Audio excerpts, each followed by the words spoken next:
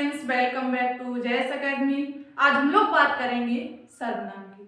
आज की हमारी क्लास क्या रहेगी? सर्वनाम की। जो सर्वनाम से संबंधित हमारे एग्जामों में प्रश्न पूछे जाते हैं वो किस प्रकार पूछे जाते हैं कि सर्वनाम क्या है,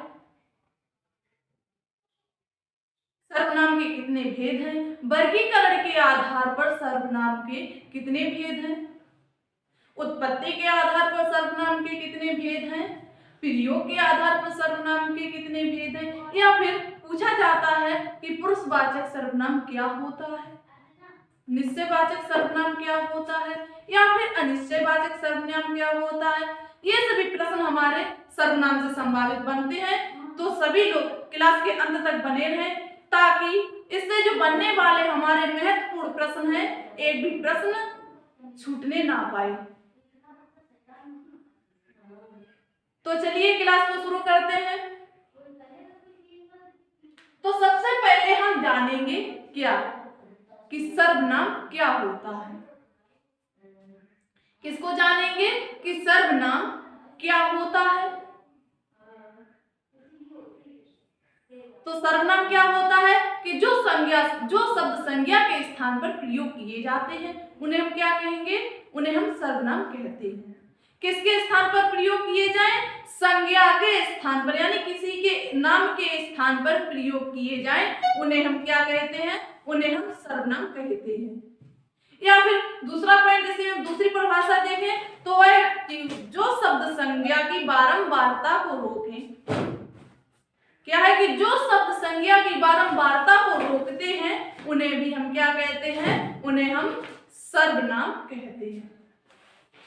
किसको रोकते हैं? संज्ञा की बारंबारता को रोकते हैं। यानी कोई संज्ञा है जो एक ही संज्ञा है किसी पद में बार बार आती जा रही है तो उसे रोकने के लिए किसका प्रयोग होता है? तो उसे रोकने के लिए सर्वनाम का प्रयोग होता है। किसका प्रयोग होता है? सर्वनाम का प्रयोग होता है। या फिर सीधे वन पॉइंट वाली डेफिनेशन जान ले। क्या बनेगी कि जो शब्द संज्ञा के लिए प्रयोग होते हैं, कि जो शब्द संज्ञा के लिए प्रयोग होते हैं उन्हें हम सर्वनाम कहते हैं।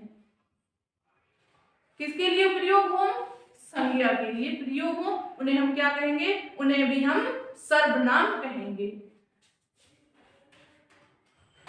तो चलिए नोट करेंगे। सबसे पहले क्या? सर्वनाम की परिभाषा।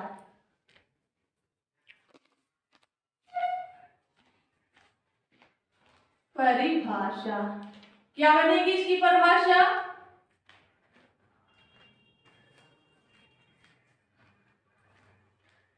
कि जो शब्द संज्ञा के स्थान पर प्रयोग किए जाएं उन्हें हम क्या कहते हैं? उन्हें हम सर्वनाम कहते हैं। जो हमारे मोटे तौर पर परिभाषा रहती है उसे नोट करेंगे कि जो शब्द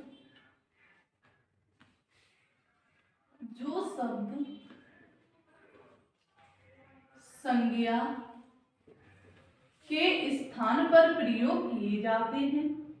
किसके स्थान पर? संज्ञा के स्थान पर प्रयोग किए जाते हैं,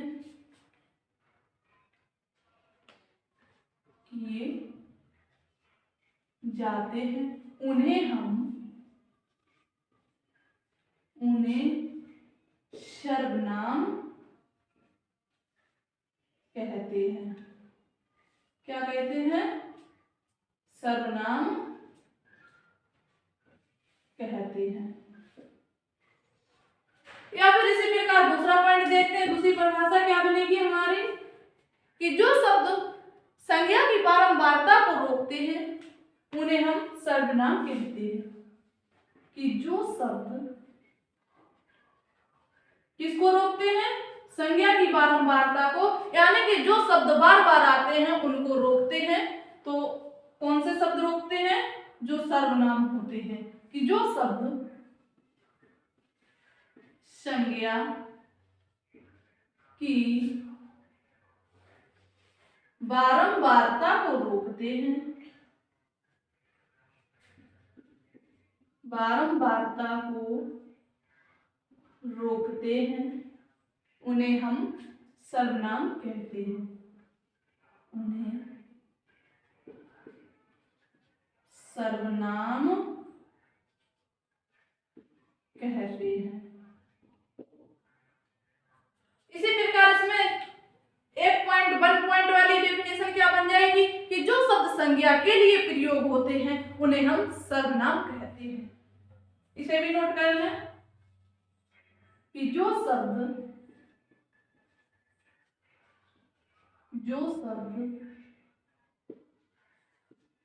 संज्ञा के लिए प्रयोग होते हैं, किसके लिए? संज्ञा के लिए प्रयोग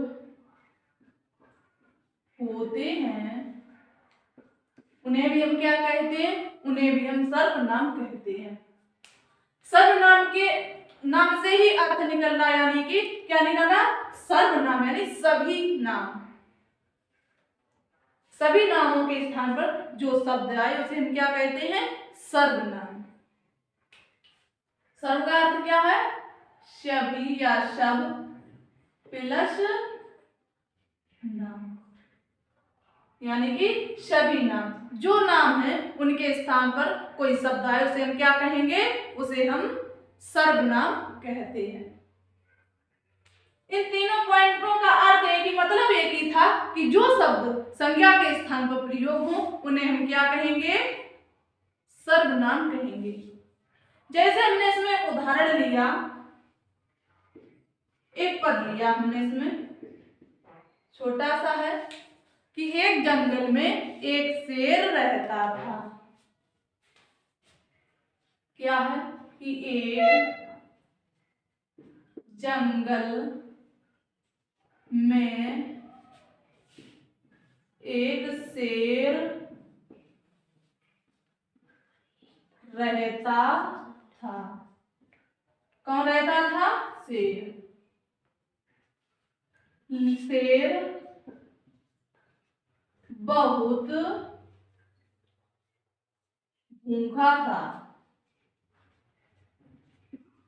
शेर बहुत भूखा था। शेर शिकार करने के लिए निकला। क्या? शेर शिकार करने के लिए निकला। करने के लिए निकला, लेकिन किंतु शेर को कुछ नहीं मिला। लेकिन शेर को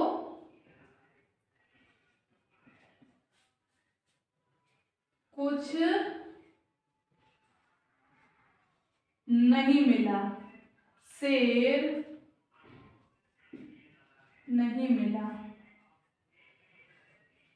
शेर भूखा वापस लौट आया। भूखा वापस लौट आया। क्या हमारी स्टोरी है कि एक जंगल में एक शेर रहता था। ध्यान दीजिए, क्या है कि एक जंगल में एक शेर रहता था। शेर बहुत भूखा था। शेर शिकार करने के लिए निकला, किंतु शेर को कुछ नहीं मिला। शेर भूखा वापस लौट आया। ध्यान दिया इस बात पे? इसमें किस शब्द की बारंबारता हो रही है कि एक जंगल में एक शेर रहता था। इतने वाक्य में ये जो पद दिया गया इसमें संज्ञा क्या है? सभी लोग कमेंट करें, इस पद में संज्ञा क्या है कि एक जंगल में एक शेर रहता था। संज्ञा क्या है इसमें? सभी लोग कमेंट करें। तो चलिए, तो देखते हैं कि जंगल में एक शेर रहता था। इसमें देखिए कि कौन रहता था जंगल में? शेर। एक जंगल में एक शेर रहता था। तो इस वाक्य में, इस पूरे पद में किसकी बारंबारता है, किस शब्द की बारंबारता है? तो उस बारंबारता किसकी है? शेर की। जो शेर शब्द है ये क्या है? ये हमारी संज्ञा है। क्या है? संज्ञा। जो हमारा शेर शब्द दिया गया है वह क्या है? संज्ञा है। ऐसे में दूसरा पद क्या है कि शेर बहुत भूखा था। क्या बार बार ये नहीं बोल सकते कि वह बहुत भूखा था? क्या शेर के स्थान पर अगर हम बोले या लिखें कि वह बहुत भूखा था, कि शेर बहुत भूखा था, हम ऐसे भी तो बोल सकते हैं कि वह बहुत भूखा था। और इस वाले पॉइंट में देखिए, इस पद में क्या है कि शेर शिकार करने के लिए निकला। तो क्या कि वो है संज्ञा तो हमारी समझी गई क्या है कि शेर है। तो जरूरी नहीं हम शेर बार बार लिखें। तो क्या लिखेंगे इसमें कि शेर शिकार करने के लिए निकला। कौन निकला? शेर। तो हम ऐसे बोल सकते हैं वो है शिकार करने के लिए निकला। तो शेर के स्थान पर क्या आ जाएगा? सर्वनाम। वो है शेर शिकार करने के लिए निकला, किंतु क्या है? किंतु शेर को कुछ नहीं मिला। तो इस शेर के स्थान पर हम सर्वनाम प्रयोग करें तो क्या बोल सकते हैं? किंतु उसको कुछ नहीं मिला बोलते हैं। तो हम इस संज्ञा को अगर हम छिपाएं, इस शेर को ना लिखना चाहें तो हम इसको ऐसे भी लिख सकते हैं कि किंतु उसको कुछ नहीं मिला। इसमें क्या दिया गया है कि किंतु शेर को कुछ नहीं मिला, लेकिन हम बोल सकते हैं सर्वनाम का प्रयोग करें तो कि किंतु उसको कुछ नहीं मिला, उसको कुछ नहीं मिला। नेक्स्ट पद क्या हमारा कि शेर भूखा लौट आया। इसमें संज्ञा क्या है? इसमें भी संज्ञा क्या है? शेर। इस पूरे पद में किस शब्द की बारंबारता हुई? इसमें कौन सा शब्द बार बार आया? तो कौन सा शब्द बार बार आया था? शेर। जो शेर शब्द था ये हमारी संज्ञा थी। इसकी बारंबारता को रोकने के लिए हमने किसका प्रयोग किया? सर्वनाम शब्दों का प्रयोग किया। इसमें क्या है कि शेर भूखा वापस लौट आया। अगर हम शेर को ना लिखकर हम लिखें, संज्ञा को ना लिखकर अगर हम सर्वनाम प्रयोग करें क्या कि वह वापस लौट आया, क्या हो जाएगा? वह भूखा वापस लौट आया। समझ में आ गई इतनी बात की संज्ञा के स्थान पर हम सर्वनाम को कैसे प्रयोग करते हैं? समझ गए? हमारी इसमें स्टोरी क्या थी कि एक जंगल में एक शेर रहता था। शेर बहुत भूखा था। शेर शिकार करने के लिए निकला, किंतु शेर को कुछ नहीं मिला। शेर भूखा वापस लौट आया। ये था हमारा पद। लेकिन जब हमने संज्ञा को बारंबारता ना देकर सर्वनाम को जोड़ा, संज्ञा के स्थान पर जब हमने सर्वनाम शब्दों को इसमें प्रयोग किया तो क्या बन गया? देखिए एक बार ध्यान से कि एक जंगल में एक शेर रहता था। शेर हमारी क्या है? संज्ञा है। समझ गए इतनी बात? शेर रहता था, वो है। शेर के स्थान पर हमने क्या प्रयोग किया?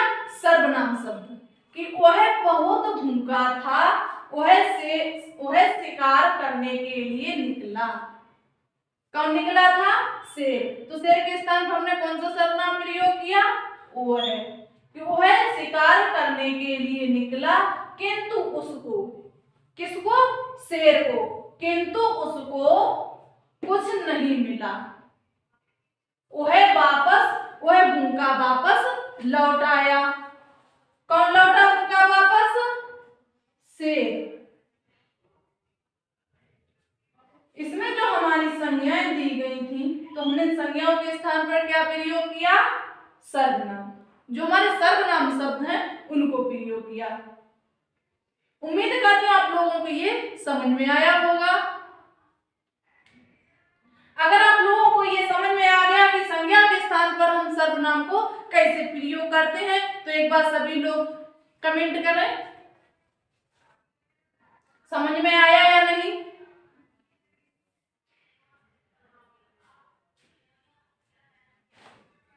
आया समझ में? बहुत अच्छी। तो अब आगे बढ़े।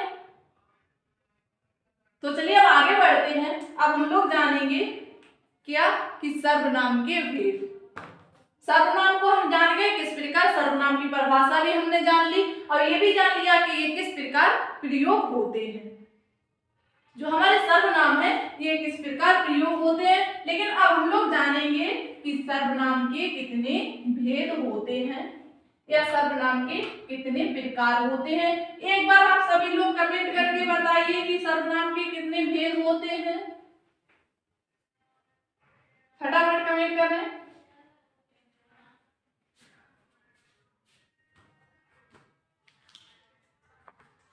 गुड, 6 भेद होते हैं। लेकिन ध्यान दीजिए, अब प्रश्न ऐसे पूछा जाए कि वर्गीकरण के आधार पर सर्वनाम के कितने भेद होते हैं, तो अब ध्यान दें कि वर्गीकरण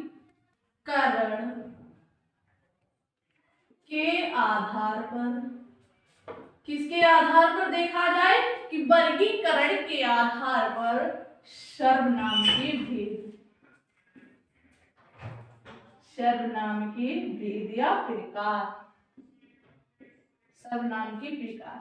तो वर्गीकरण के आधार पर सर्वनाम के कितने भेद होते हैं, तो वर्गीकरण के आधार पर देखा जाए तो सर्वनाम के 2 भेद होते हैं। कितने भेद होते हैं? 2 भेद होते हैं। वो कौन कौन होते हैं? रूप व उत्पत्ति के आधार पर। पहला है हमारा रूप व उत्पत्ति के आधार पर, अब दूसरा है हमारा प्रयोग के आधार पर। ये किस प्रकार प्रयोग किए जाते हैं? पहला उत्पत्ति के आधार पर कि इन सर्वनामों की उत्पत्ति कैसे हुई। सबसे पहले हम जानेंगे कि सर्वनामों की उत्पत्ति कैसे हुई, उसके बाद जानेंगे कि सर्वनाम का प्रयोग कैसे किया जाता है। तो वर्गीकरण के आधार पर सर्वनाम के कितने भेद हो गए? 2। तो प्रकार, वर्गीकरण के आधार पर सर्वनाम के 2 भेद हैं। कितने भेद हैं? 2। कौन कौन से? पहला हमारा रूप व उत्पत्ति के आधार पर, रूप व उत्पत्ति के आधार पर, और दूसरा है हमारा प्रयोग के आधार पर। किसके आधार पर? प्रयोग के आधार पर। तो प्रयोग के आधार पर तो सबसे पहले हम जानेंगे रूप व उत्पत्ति के आधार पर सर्वनाम क्या होते हैं। वर्गीकरण के आधार पर देखा जाए तो सर्वनाम कितने प्रकार के हैं? 2 प्रकार के। रूप व उत्पत्ति के आधार पर सर्वनाम और प्रयोग के आधार पर सर्वनाम। अब बात आती है रूप व उत्पत्ति के आधार पर सर्वनाम के कितने प्रकार हैं। किसके आधार पर? रूप व उत्पत्ति के आधार पर देखा जाए तो संज्ञा के कितने, सर्वनाम के कितने भेद हैं? तो सर्वनाम के 2 भेद हैं। रूप व उत्पत्ति के आधार पर सर्वनाम के दो भेद हैं। कितने भेद हैं? दो। कौन कौन से? पहला है हमारा इसमें मूल व मौलिक सर्वनाम। मूल व मौलिक सर्वनाम। दूसरा है हमारा यौगिक सर्वनाम। कौन सा है दूसरा? यौगिक सर्वनाम। तो रूप व उत्पत्ति के आधार पर सर्वनाम कितने प्रकार के हैं? तो रूप व उत्पत्ति के आधार पर सर्वनाम दो प्रकार के हैं। पहला है हमारा मूल व मौलिक सर्वनाम और दूसरा है यौगिक सर्वनाम। तो मूल सर्वनामों की संख्या कितनी है? मूल सर्वनाम होते क्या है? मूल सर्वनाम वे होते हैं जो जिनमें कोई परिवर्तन ना हो, जैसे कि तैसे रखे जाएं। तो मूल जो हमारे सर्वनाम हैं इनकी संख्या कितनी है? तो मूल सर्वनामों की संख्या कितनी है? 11।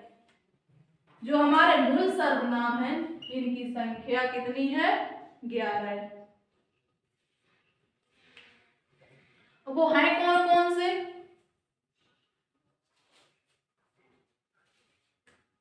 तो हमारे मूल रूप से जो सर्वनाम हैं वो कौन कौन से हैं? नोट करेंगे। पहला है मैं, दूसरा है तू,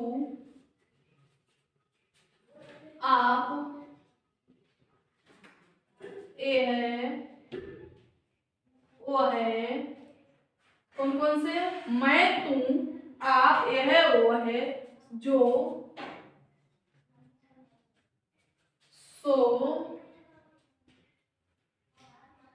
मैंने,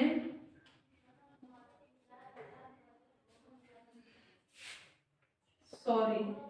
कौन कौन से हैं? मैं, तू, आप, ए है, वो है, जो, सो, कौन, कोई और कुछ।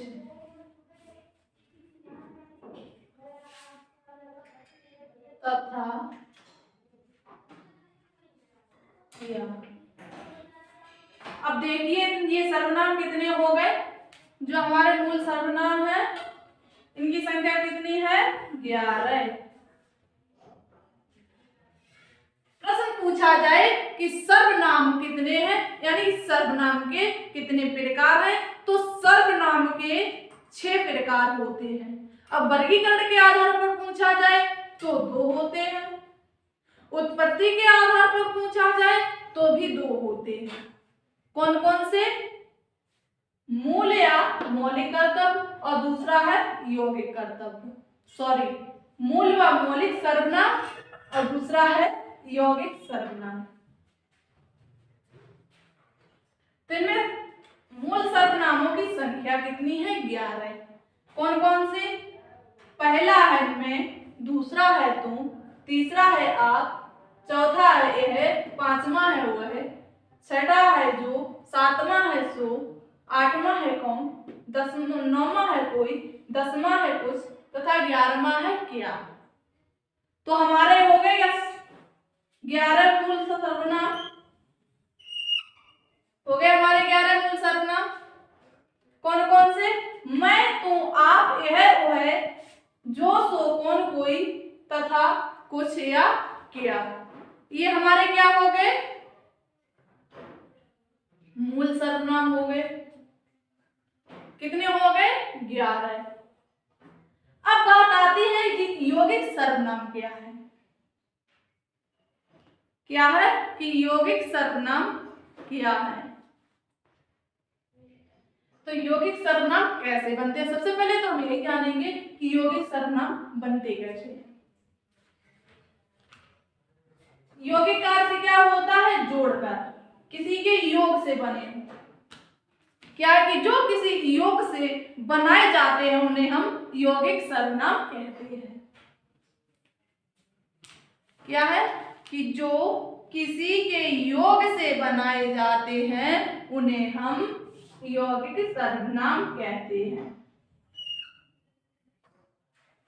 जो किसी के योग से या किसी को जोड़कर, किसी के योग से बनाए जाते हैं उन्हें यौगिक सर्वनाम कहते हैं। उन्हें क्या कहते हैं? यौगिक सर्वनाम कहते हैं। अब बात आती है कि जो किसी के योग से बनाए जाते हैं, किसी को जोड़कर बनाए जाते हैं, लेकिन जोड़ा किसे जाता है? क्या है कि किसको जोड़कर हमारे जो यौगिक सर्वनाम है बनाए जाते हैं। कैसे शब्द होने, कौन कौन से शब्द हैं जिनको जोड़कर ये हमारे मौलिक यानी कि यौगिक सर्वनाम बनाए जाते हैं। जो हमारे यौगिक सर्वनाम है ये बनाए जाते हैं लिंग वचन कारक के योग से। किसके योग से बनाए जाते हैं? लिंग वचन कारक के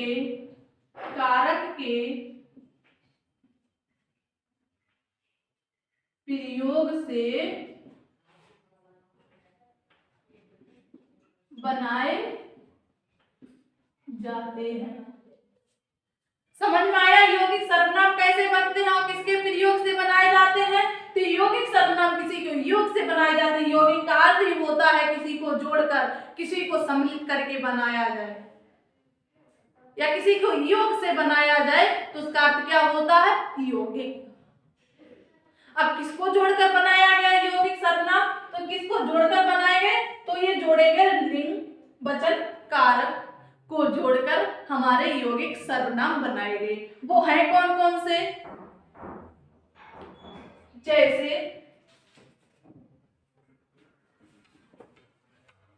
इन्हें हम रफली करके बताते हैं।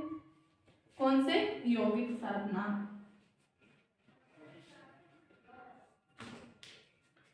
जैसे हमने एक साइड लिया एक वचन में, क्या एक वचन में लिया हमने मैं,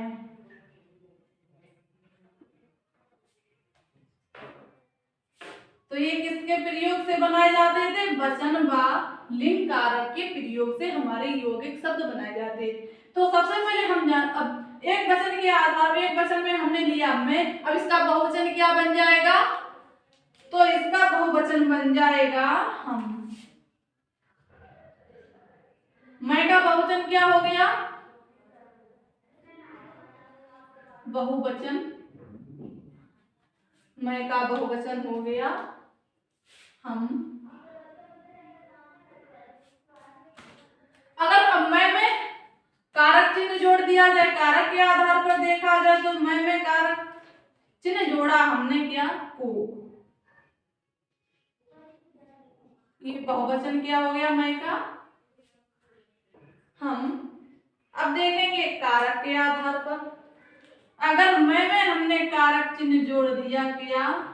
को, तो इसका सर्वनाम क्या बन जाएगा? तो इसका सर्वनाम बन जाएगा मुझको। क्या बनेगा सर्वनाम? मुझको। क्या बना? मुझको।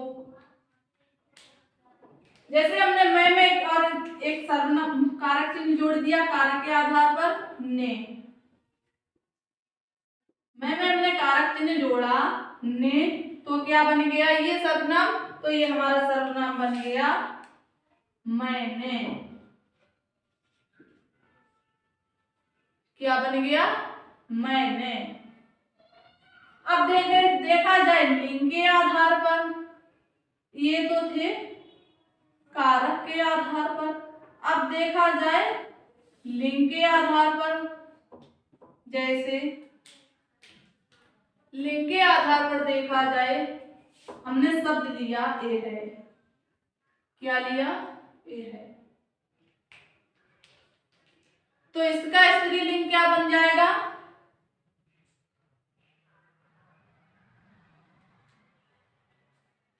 मेरा या मेरी, सॉरी इसका स्त्रीलिंग बनेगा मेरी। क्या बन गया? मेरी। और इसका बहुवचन क्या हो जाएगा? इसका बहुवचन हो जाएगा वो है। क्या हो जाएगा? वो है या उसको या इनकी। यह का स्त्रीलिंग हो जाएगा इनकी, बहुवचन हो जाएगा उसको। समझ गए यौगिक चिन्ह कैसे, ये यौगिक सर्वनाम कैसे बनते हैं?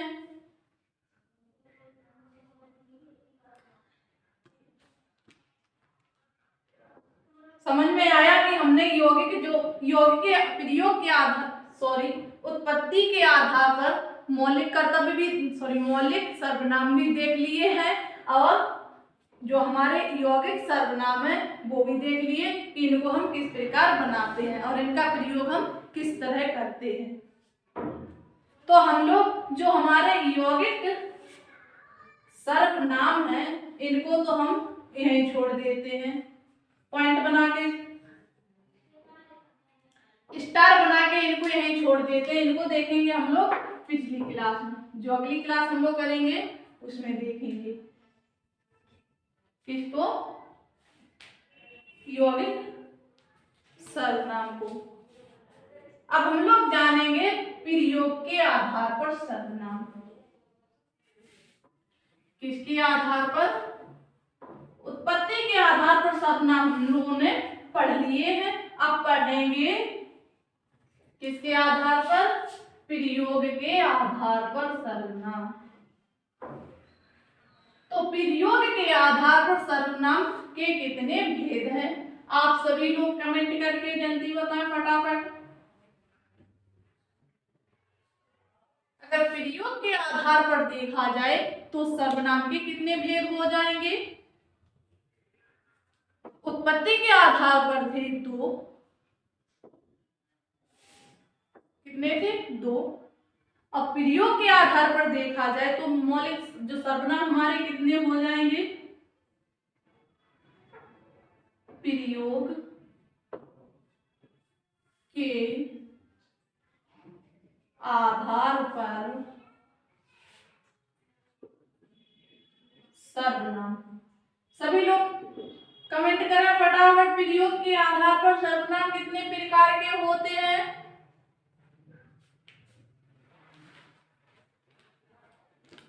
बहुत अच्छे। कुछ लोगों के आ रहे हैं 2 तो कुछ लोगों के आ रहे हैं 6। तो प्रयोग के आधार पर सर्वनाम के 6 भेद होते हैं। समझ में आई बात? प्रयोग के आधार पर सर्वनाम कितने होते हैं? प्रयोग के आधार पर हमारे सर्वनाम होते हैं 6। कितने होते हैं प्रयोग के आधार पर? प्रयोग के आधार पर हमारे सर्वनाम हो जाते हैं 6 प्रकार के।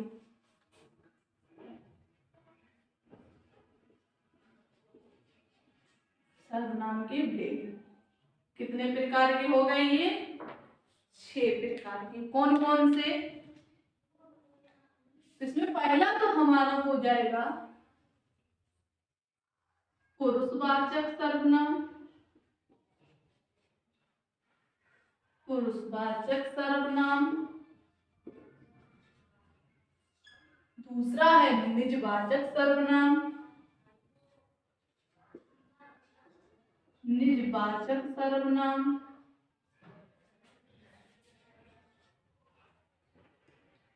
निजवाचक सर्वनाम। और तीसरा है निश्चितवाचक सर्वनाम। निश्चितवाचक सर्वनाम।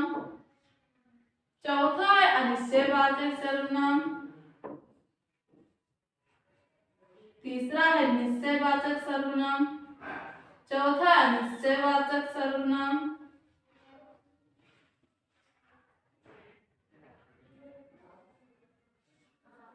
चौथा कौन सा है?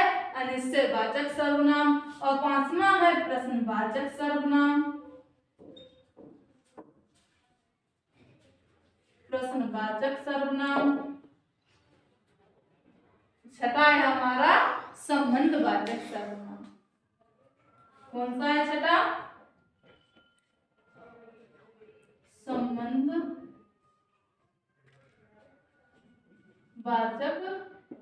सर्वनाम। तो ये कितने हो गए प्रयोग के आधार पर सर्वनाम? प्रयोग के आधार पर हमारे 6 हो गए। 6 प्रकार के हो गए प्रयोग के आधार पर। कौन कौन से? पुरुषवाचक सर्वनाम, निजवाचक सर्वनाम, निश्चयवाचक सर्वनाम और अनिश्चयवाचक सर्वनाम। अगला है प्रश्नवाचक सर्वनाम और नेक्स्ट हमारा अंतिम है, छठा है संबंधवाचक सर्वनाम। याद हो गया आप लोगों को? इन्हें रटने की जरूरत नहीं पड़ेगी। कौन कौन से हैं? पुरुषवाचक, निजवाचक, निश्चयवाचक, अनिश्चयवाचक, प्रश्नवाचक और संबंधवाचक। ये हमारे सर्वनाम के भेद हैं यानी प्रकार हैं। समझ में आई इतनी बात? तो आगे बढ़े। तो चलिए अब आगे बढ़ते हैं। तो सबसे पहले हम जानेंगे पुरुषवाचक सर्वनाम। किसको पढ़ेंगे? पुरुषवाचक सर्वनाम। ये क्या होता है? पुरुषवाचक सर्वनाम क्या होता है? वाचक सर्वनाम। पहला क्या है हमारा? पुरुषवाचक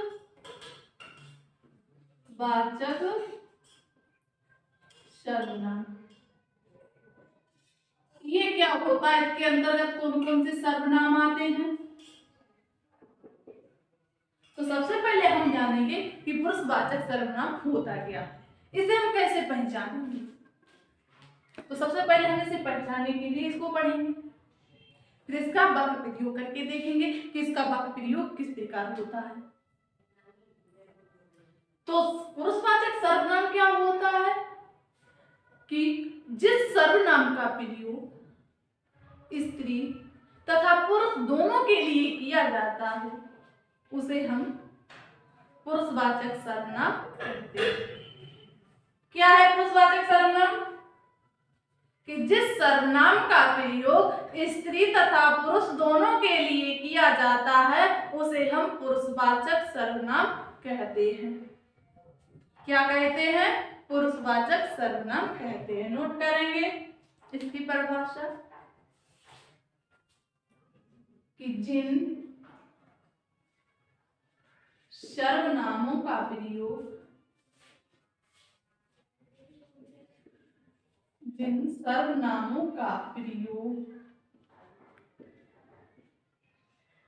स्त्री तथा पुरुष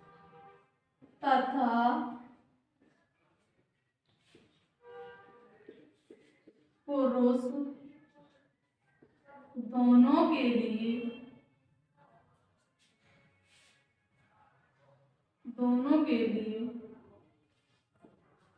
किया जाता है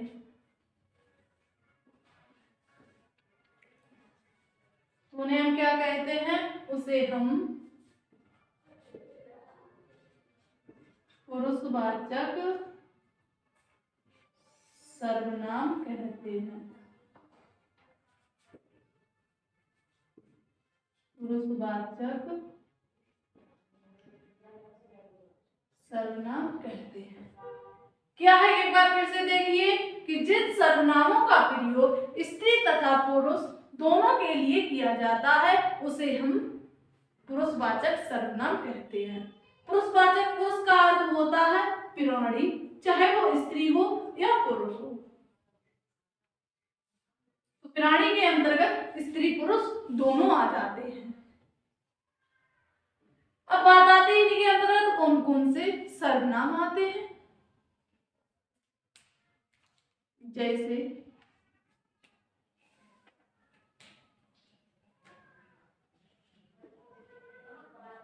जैसे तुम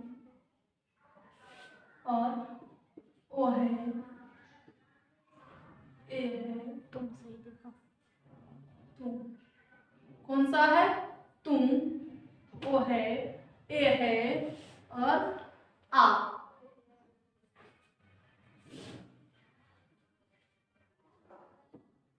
कौन कौन से सर्वनाम हैं, ए है, ओ है, तुम, आप।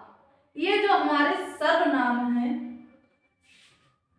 ये क्या किसके अंतर्गत आएंगे, ये आएंगे हमारे पुरुषवाचक सर्वनाम के अंतर्गत। किसके अंतर्गत आएंगे ये वाले सर्वनाम, ये सर्वनाम शब्द हैं कौन कौन से, तू, वह, ए है और इसमें एक और आएगा कौन सा, मैं। यानी कि स्त्री या पुरुष खुद के लिए भी तो प्रयोग करेगा। कौन कौन से हो गए, मैं या तुम, वो है, ए है और आप। जैसे इसमें आप वाक्य प्रयोग करके देखें, क्या वाक्य प्रयोग,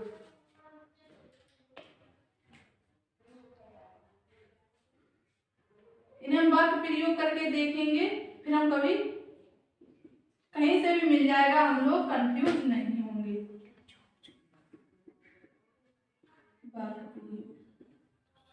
जैसे हमने एक वाक्य लिया, क्या लिया, मैं कल कानपुर जाऊंगा।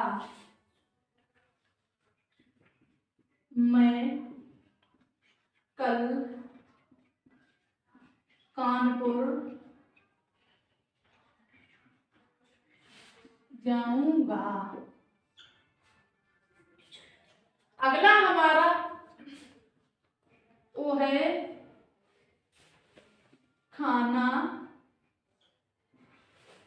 बनाती है।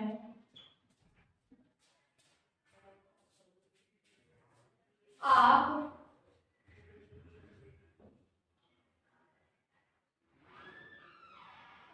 स्कूल में पढ़ाते हैं। आप स्कूल में पढ़ाते हैं। अगला हमारा इसमें कि यहाँ मेरे यहाँ कि ये है मेरे यहाँ कल आएगा। ये जितने हमने वाक्य दिए हैं इन सभी में आप लोग पुरुषवाचक सर्वनाम को बताइए कौन से वाक्य में कौन सा पुरुषवाचक सर्वनाम है। सभी लोग कमेंट करें एक बार। वाक्य क्या हमारा कि मैं कल कानपुर जाऊंगा। इस वाक्य में सर्वनाम का प्रयोग कहाँ पर हुआ है, सर्वनाम का प्रयोग कहाँ पर हुआ है, और इस वाक्य में सर्वनाम का प्रयोग कहाँ हुआ है कि वह खाना बनाती है, या आप स्कूल में पढ़ाते हो, या फिर है मेरे घर कल आएगा, मेरे घर कल आएगा। बहुत अच्छे, आप लोगों को समझ में आ रहे हैं, सबके आंसर कमेंट सही आ रहे हैं। क्या है कि पहले वाले में सर्वनाम है मैं, कि मैं कल कानपुर जाऊंगा। इसमें संज्ञा क्या थी, मैं कोई भी नाम होता, बोलते कि सीता कल कानपुर जाएगी। इसमें क्या हो जाएगा कि वह खाना बनाती है। जैसे इसमें हो जाता कि श्यामा खाना बनाती है, लेकिन श्यामा का प्रयोग ना करके, किसी का नाम का प्रयोग ना करके, तो हमने क्या प्रयोग कर दिया, सर्वनाम शब्द।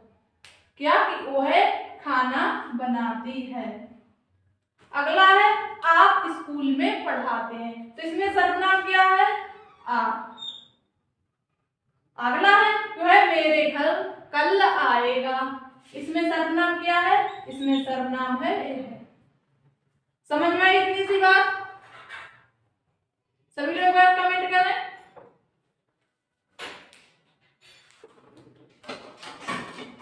गुड, समझ गए।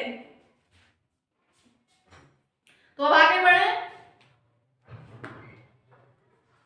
तो चलिए अब आगे बढ़ते हैं। तो अब हम लोग जानेंगे पुरुषवाचक सर्वनाम के भेद। जो हमारा पुरुषवाचक सर्वनाम है इसके कितने भेद हैं? पुरुषवाचक सर्वनाम के प्रकार। जो पुरुषवाचक सर्वनाम है ये कितने प्रकार का है? जो हमारा पुरुषवाचक सर्वनाम है ये 3 प्रकार का है। इसके कितने भेद हैं? इसके 3 भेद हैं। कितने भेद हैं? 3 भेद हैं। कौन कौन से?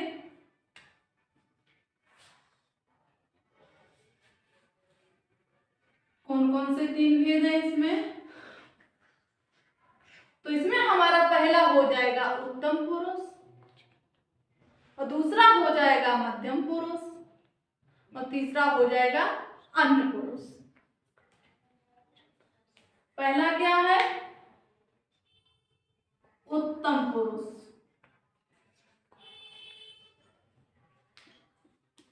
उत्तम पुरुष। दूसरा है मध्यम पुरुष। मध्यम पुरुष। और तीसरा है अन्य पुरुष।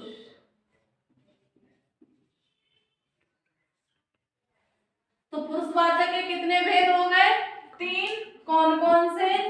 उत्तम पुरुष, मध्यम पुरुष और अन्य पुरुष। उत्तम पुरुष क्या होता है? उत्तम पुरुष सर्वनाम जिसके द्वारा बात कही गई हो या जो वाक्य में बोल रहा हो। क्या है उत्तम पुरुष? जो वाक्य में बोल रहा हो। ये तो हमारा है उत्तम पुरुष जिसके द्वारा बात कही जा रही हो। ये तो हो जाएगा हमारा उत्तम पुरुष। अब बात आती है मध्यम पुरुष क्या होता है? मतलब जो सुन रहा हो, जो वाक्य में सुन रहा हो उसे हम क्या कहेंगे? उसे कहेंगे मध्यम पुरुष। जो वाक्य में सुन रहा हो। ये तो हो गया हमारा क्या? मध्यम पुरुष। अन्य पुरुष क्या होता है? जिसके लिए वाक्य में बात कही गई हो, जिसके लिए कहा गया हो, वो हमारा क्या हो जाएगा? अन्य पुरुष। क्या जिसके लिए वाक्य में बात कही गई हो।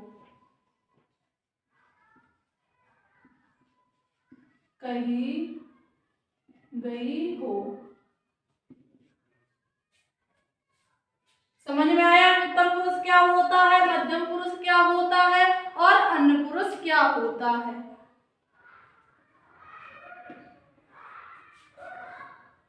तो अब हम जानेंगे उत्तम पुरुष में कौन कौन से सर्वनाम प्रयोग होते हैं। तो उत्तम पुरुष में क्या हो जाएगा? मतलब जिसके तो जो बोल रहा हो, कौन बोलेगा? मैं। वाक्य में कौन बोलेगा? मैं। तो इसमें कौन सा सर्वनाम प्रयोग होगा? मैं। उत्तम पुरुष में तो मैं सर्वनाम प्रयोग होगा और मध्यम पुरुष में कौन सा सर्वनाम प्रयोग होगा, मतलब कौन सुन रहा है, मैं बोल रहा हूं या मैं बोल रही हूं, और सुनेगा कौन, आप या तुम। आप या तुम। तो मध्यम पुरुष में कौन कौन से सर्वनाम प्रयोग हो रहे हैं, आप या तुम। अब बात आती है अन्य पुरुष में। तो अन्य पुरुष में कौन कौन से सर्वनाम प्रयोग हो जाएंगे, तो अन्य पुरुष में हमारे सर्वनाम प्रयोग होंगे कौन कौन से, किसके लिए बात कही गई, उसके लिए, तो उसके, यानी कि जितने भी हमारे यौगिक सर्वनाम हैं, जैसे उसके, ओ है, ये है, इससे सब जो हमारे सर्वनाम हैं ये सभी किसके अंतर्गत आएंगे, तो ये आ जाएंगे हमारे अन्य पुरुष के अंतर्गत। किसके अंतर्गत आएंगे, अन्य पुरुष के अंतर्गत। अन्य पुरुष क्या है कि जिसके लिए बात कही गई हो, तो किसके लिए, उसके लिए, या वो है, या ये है कि ये बहुत होशियार है। मैंने कहा, किसके, इससे कहा, इसने सुना, मध्यम पुरुष ने सुना, और कहा किसके लिए गया, अन्य पुरुष के लिए। समझ गए, उत्तम पुरुष, मध्यम पुरुष, अन्य पुरुष क्या होते हैं। अब आगे बढ़ा जाए, तो चलिए अब आगे बढ़ेंगे। तो अगला सर्वनाम क्या है हमारा, तो अगला सर्वनाम है निजवाचक सर्वनाम। पुरुषवाचक के बाद कौन सा सर्वनाम आएगा, तो पुरुषवाचक के बाद आएगा निजवाचक सर्वनाम। दूसरा कौन सा सर्वनाम है, दूसरा है हमारा निजवाचक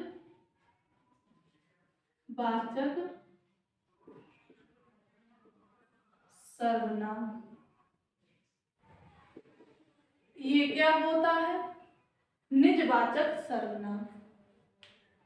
तो इसे भी जानेंगे, तो ये क्या होता है, क्या जिस सर्वनाम में खुद के लिए, क्या है कि जिस सर्वनाम में खुद के लिए कर्ता कारक जो होता है स्वयं के लिए कहता है या स्वतः के लिए कहता है, उसे हम क्या कहेंगे, निजवाचक सर्वनाम कहते हैं। क्या है निजवाचक, कि वह सर्वनाम जो कर्ता कारक होता है, वह खुद के लिए या स्वयं के लिए या स्वतः के लिए जो बात कहता है, जो कार्य करता है, उसे हम क्या कहते हैं, निजवाचक सर्वनाम, यानी खुद के लिए। नोट करेंगे,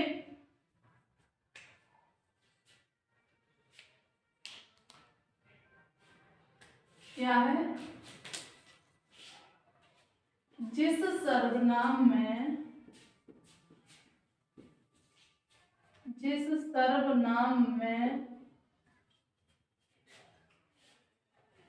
निज का प्रयोग कर्ता कारक, क्या है, कर्ता कारक स्वयं या स्वतः तथा खुद के लिए करता है, खुद के लिए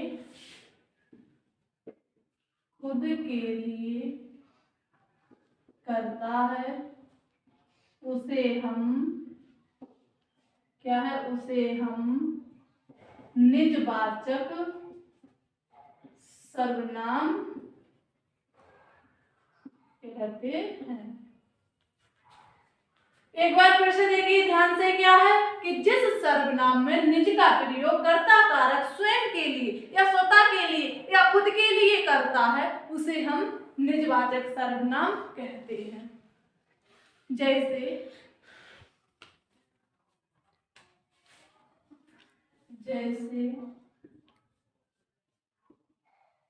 आप या स्वयं या स्वतः,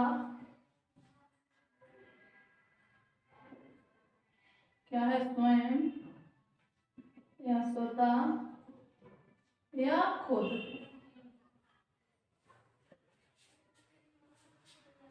इसमें हम वाक्य प्रयोग करके देखेंगे तब समझ में आएगा क्या वाक्य प्रयोग।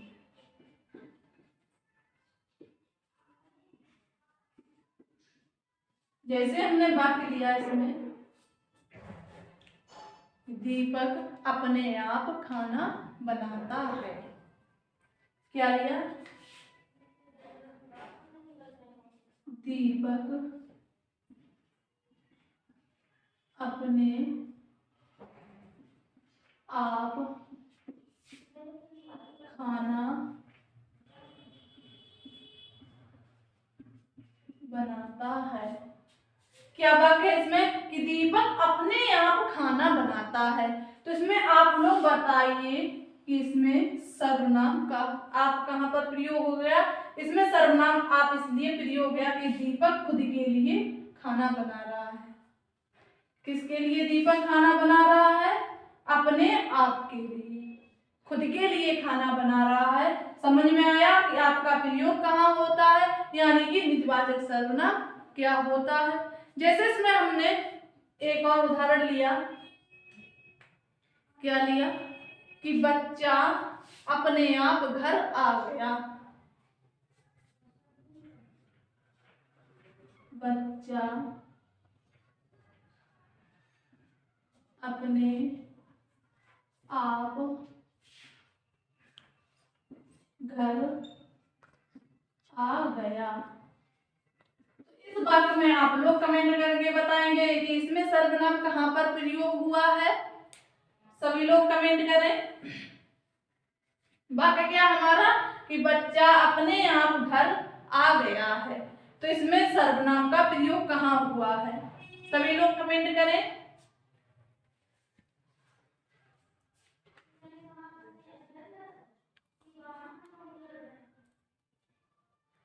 गुड, सभी के आंसर आए, सभी के कमेंट आ गए कि इसमें कौन सा सर्वनाम प्रयोग हुआ है।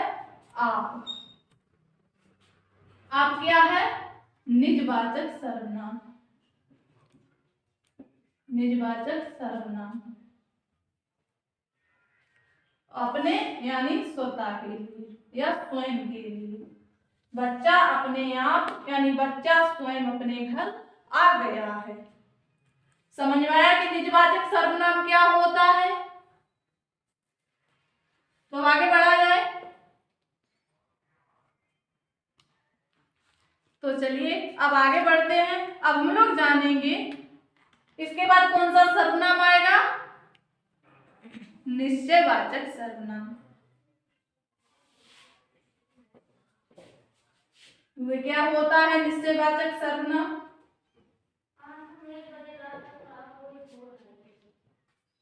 निश्चयवाचक सर्वनाम तीसरा है हमारा निश्चय वाचक सर्वनाम। ये क्या होता है?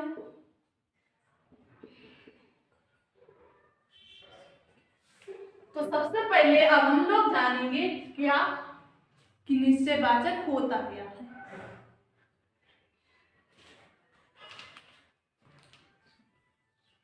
क्या होता है कि जिस सर्वनाम में या जिस सर्वनाम से किसी वस्तु या किसी पदार्थ या किसी प्राणी के ठीक ठीक या निश्चित रूप से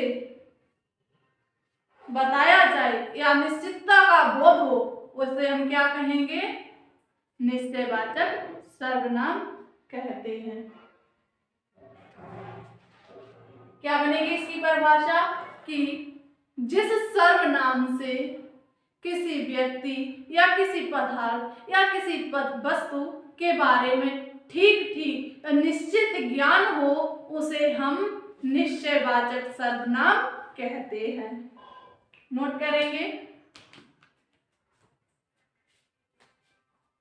कि जिस सर्वनाम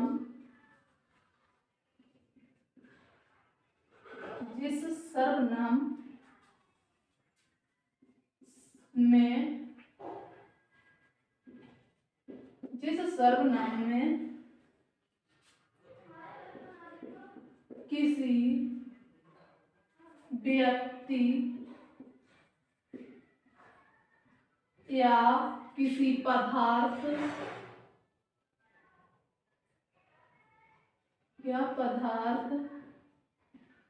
या किसी वस्तु क्या है? किसी व्यक्ति या किसी पदार्थ या किसी वस्तु के बारे में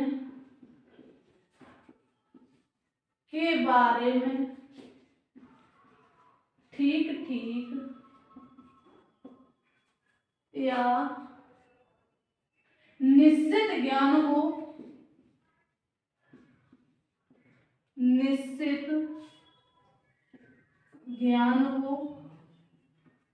उसे हम क्या कहेंगे? उसे हम निश्चयवाचक सर्वनाम कहते हैं।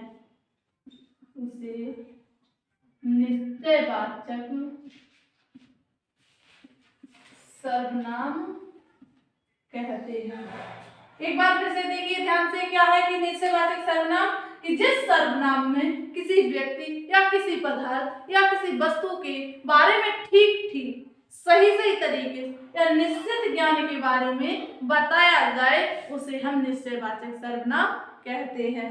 जैसे इसमें कौन से सर्वनाम प्रयोग किए जाएंगे? जैसे ए है और ओ है। निश्चयवाचक में यह वह सर्वनाम प्रयोग किए जाएंगे। अब इनका वाक्य प्रयोग करके देखेंगे। या वाक्य प्रयोग,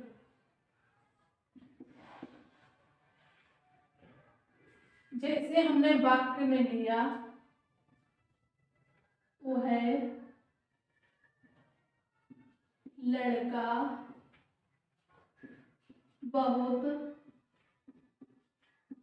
चालाक है। क्या है? कि वह लड़का बहुत चालाक है। तो इस वाक्य में कौन सा सर्वनाम प्रयोग हुआ है?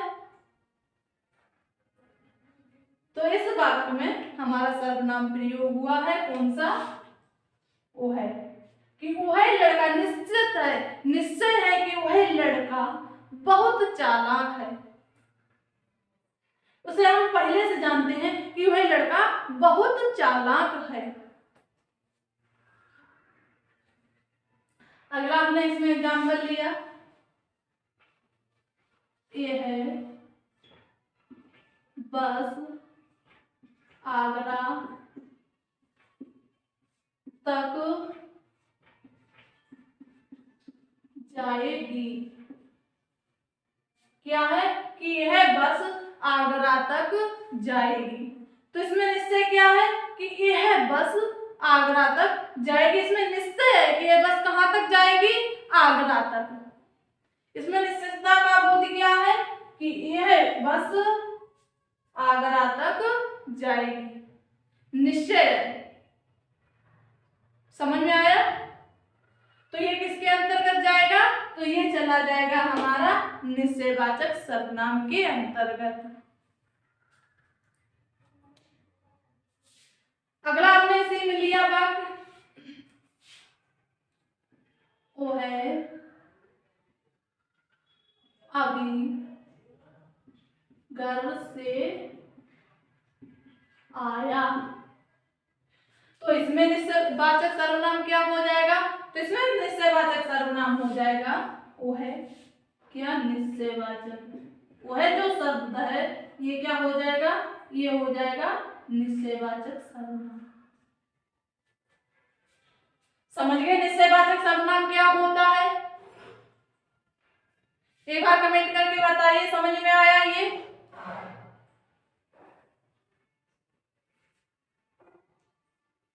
अच्छा, समझ में आ रहा है। तो आज की क्लास तो यही समाप्त करते हैं। जो बाकी बचे हुए सर्वनाम हैं वो पढ़ेंगे हम लोग नेक्स्ट क्लास में। उम्मीद करते हैं आप लोगों को ये सर्वनाम की क्लास आप लोगों को समझ में आई होगी।